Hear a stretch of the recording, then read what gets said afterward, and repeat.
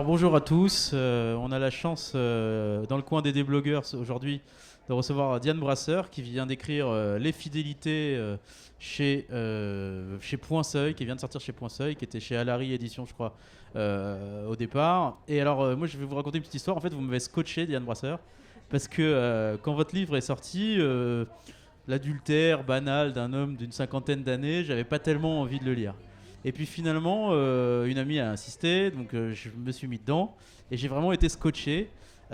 J'étais même assez halluciné parce que c'est écrit au cordeau avec une maturité qui est hallucinante. Vous avez, je pense, 30 ans, une trentaine d'années, et vous avez réussi à décrire la culpabilité, le plaisir, la peur du choix, etc. Donc, du coup, première question un peu simple. Comment on arrive à faire ça à 50 ans, à 30 ans, à raconter la maturité et la culpabilité d'un homme de 50 ans? Alors, le choix de me mettre dans la peau d'un homme, c'est quelque chose qui s'est imposé d'une manière complètement évidente et j'ai pas du tout intellectualisé. Et on va dire que quand je me levais pour me mettre à la table de ma cuisine pour écrire, le jeu, il était masculin et c'était voilà, ça s'est imposé comme ça. Et en fait, plus que de vous répondre de comment on fait pour y arriver, parce que ça, heureusement, je l'analysais pas tout le temps en le faisant, parce que sinon, j'aurais jamais osé me lancer.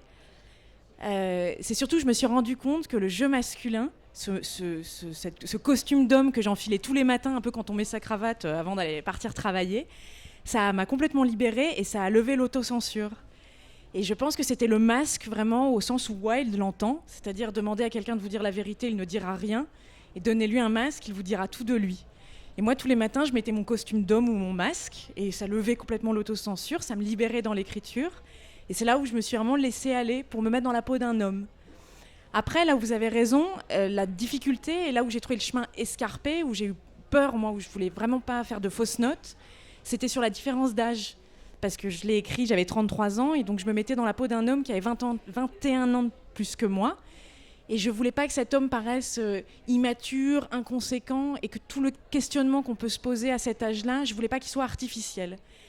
Et donc très simplement, quand je ne savais pas, parce qu'on m'a demandé souvent, est-ce que tu allais poser des questions à des hommes, comment tu as fait, est-ce que tu t'es renseigné? Donc pas du tout, il y a absolument... Je me suis toujours dit et si, et si. Et les quelques fois où je ne savais pas, eh ben, je posais des questions. C'est pour ça qu'il y a beaucoup de points d'interrogation dans le roman. C'est que quand je ne savais pas, je m'interrogeais. Et alors, amour, hasard, fidélité, trahison, relation adultère, pourquoi avoir choisi ce thème-là? Pourquoi, dès 30 ans, finalement, on choisit ce thème-là? Alors là aussi, encore une fois, heureusement que je me suis pas trop posé la question et je me suis pas dit, dis donc, c'est un sujet ressassé, rabattu, parce que sinon je n'aurais pas osé y aller.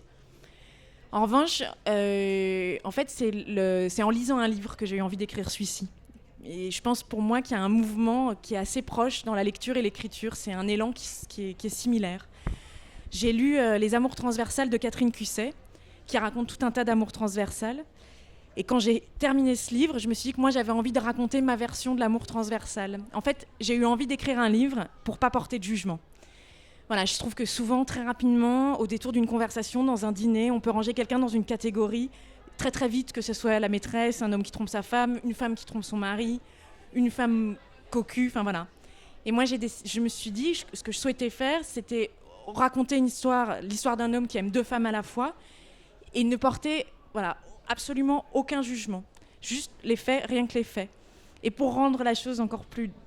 pour m'amuser moi encore plus, j'ai décidé cet homme-là, d'entrée de jeu, de le charger le plus possible. C'est-à-dire que vu de l'extérieur, il a tous les torts. Sa maîtresse est plus jeune que lui, sa femme s'occupe de son père malade, il a beaucoup d'argent. Donc vu de l'extérieur, il est coupable. Et donc en me glissant dans sa peau, c'était d'autant plus intéressant pour moi de montrer à quel point il a glissé dans cette situation, lui, d'avoir une double vie sans opposer de résistance. Et voilà, et sans porter de jugement surtout. Et justement, il y a une forte acuité du style. C'est écrit par moments de manière quasi télégraphique. Il y a une phrase qui m'a beaucoup plu parce qu'en fait, elle est simple et elle dit tout. C'est j'aime ma femme et je n'étais pas malheureux quand j'ai rencontré Alix. Finalement, j'y vois dans cette façon d'écrire l'influence du cinéma, l'influence de votre métier, parce que vous êtes script pour le cinéma. Et donc, du coup, comment l'écriture ciné influe sur votre écriture littéraire. Comment vous travaillez les deux choses, et puis comment vous l'intégrez dans vos livres, parce que moi je l'ai trouvé très présent, et je me voyais même le film en fait, en lisant le livre, je voyais même le film qu'on pourrait tirer de cette histoire. Alors, script, je rappelle juste rapidement ce que c'est pour pouvoir après expliquer plus simplement comment ça m'inspire. Voilà, un film, que ce soit un téléfilm de 4 semaines ou un long métrage qui peut durer jusqu'à 6 mois, ça se tourne complètement dans le désordre. Et toutes les pièces du puzzle vont après être mises en ordre par le monteur. Et il y a une personne qui est garante, qui se tient garante de la continuité, c'est la script. Voilà, c'est moi. Et donc, vous avez raison, en fait, le cinéma, les scénarios, les tournages ont énormément influencé mon écriture. D'abord parce que tout le film, le lapsus, le livre est dans le désordre et c'est complètement déconstruit. En fait, c'est fragmentaire. C'est l'histoire d'un homme qui rentre dans son bureau et qui dit « je n'en sortirai pas tant que je n'aurai pas pris de décision ». Et ça va être toute la tempête sous un crâne de cet homme. Et voilà, et donc toutes les histoires vont être marquées, écrites, il va se remémorer tout ça de manière extrêmement fragmentée. Et même moi, dans ma manière d'écrire, je l'ai écrit dans le désordre et j'ai monté après. Et ensuite, par rapport au scénario, un scénario, c'est écrit au présent, donc comme le livre. C'est des sons et des images qui racontent des faits, jamais de psychologie. Et ça, j'ai gardé. C'est-à-dire que dans un scénario, on n'écrira jamais Bidulette est malheureuse. On écrira le fait. Bidulette pleure. Comment ça se manifeste. Et ben, moi, j'ai fait exactement la même chose. J'ai toujours trouvé une image pour traduire l'état du personnage. Alors, on a une question un peu rituelle ici au Déblogueur, et puis dans le salon, puisque c'est le thème du cinéma. Est-ce qu'il y a une adaptation d'un livre au cinéma qui vous a frappé, que vous avez aimé, et pourquoi ? Oui, c'est La maladie de Saxe, écrit par Vinclair, ouais. Et qui a été adapté par Michel Deville, avec... j'ai un trou là tout d'un coup, l'acteur... C'était pas avec Dupontel, non ? Albert Dupontel, absolument, avec Albert Dupontel. Alors c'est un film que j'ai vu il y a très longtemps, mais j'avais beaucoup aimé le livre, et ensuite j'ai beaucoup aimé le film. Je trouve que c'est très dur en fait d'adapter un livre au cinéma. Souvent, quand on a lu le livre avant, c'est pire que tout parce qu'on s'est fait soi-même sa propre histoire, on s'est imaginé les personnages et on est déçu de ce qu'on découvre. Mais là, en l'occurrence, moi, j'étais très impressionnée. Ce que j'ai trouvé particulièrement réussi par Deville, c'est toute l'utilisation de la voix off. Parce que le livre est spectaculaire, et toute la voix off, il a repris, en fait, il a été très fidèle au livre, et toute cette voix off de ce docteur qui roule et qui traverse la campagne pour aller voir ses patients avec cette voix off, ce texte, l'image et la voix de Dupontel, c'est d'une grande poésie. Voilà. Eh bien, je crois qu'on a écoulé notre temps de parole.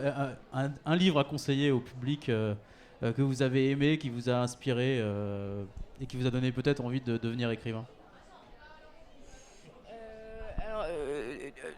Envie d'écrire, il y en a beaucoup, mais de manière générale, c'est tout le travail de Brigitte Giraud.